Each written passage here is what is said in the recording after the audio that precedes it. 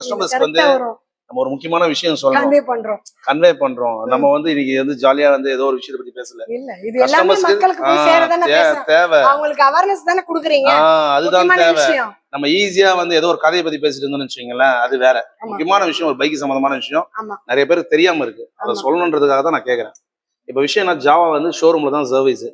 ஷோரூம்ல நீங்க எதுவுமே சர்வீஸ் விட்டீங்கன்னா, ஒரு வண்டி ஒரு ஜென்ரலா ஒரு சேஞ்ச் பாக்கெட் மாத்துறதுக்கு 4ல இருந்து 5 நாள் எடுக்கலாம். அதே ஆமா, எஸ்டி எல்லாம் பாத்தீங்கன்னா சேஞ்ச் பாக்கெட் காஸ்ட் ஒரு 3000 ரூபாய்க்கு மேல வந்துடுது. டைமிங், ஒரு கஸ்டமர் ஒரு வண்டி வச்சிருப்பான், கொடுத்துட்டா வண்டி இருக்காது. அவன் வண்டியில போனோம், பஸ்ல போக முடியாது, ஆட்டோல போக முடியாது, அது முடியவே முடியாது. அதை நினைச்சு நிறைய கமிட்மெண்ட்ஸ் வச்சிருப்பான். இவன் 4 நாள் 5 நாள் எடுத்து போறான்னு ஒரு நாளைக்கு 500 ரூபாய் சொல்லலாம், 4 நாள் 5 நாளைக்கு அவனுக்கு 2000 ரூபாய் அது மட்டுமே காலி. அதனால ஆமா, ஸ்பேர் பார்ட்ஸ் இவன் தரது இல்ல. சோ அதனால என்னன்னா, கஸ்டமர்ஸ் எல்லாமே வந்து வாங்கணுங்க எல்லாமே இந்த மாதிரி கம்ப்ளைண்ட் இருக்கிறதுனால இந்த வண்டி வித்துட்டு வேற வண்டி வாங்கலாம், இந்த வண்டி வித்துட்டு வேற வண்டி வாங்கலாம் அப்படின்ற தாட்டுக்கு வரதுனால வண்டிங்க ஜாஸ்தி வருது.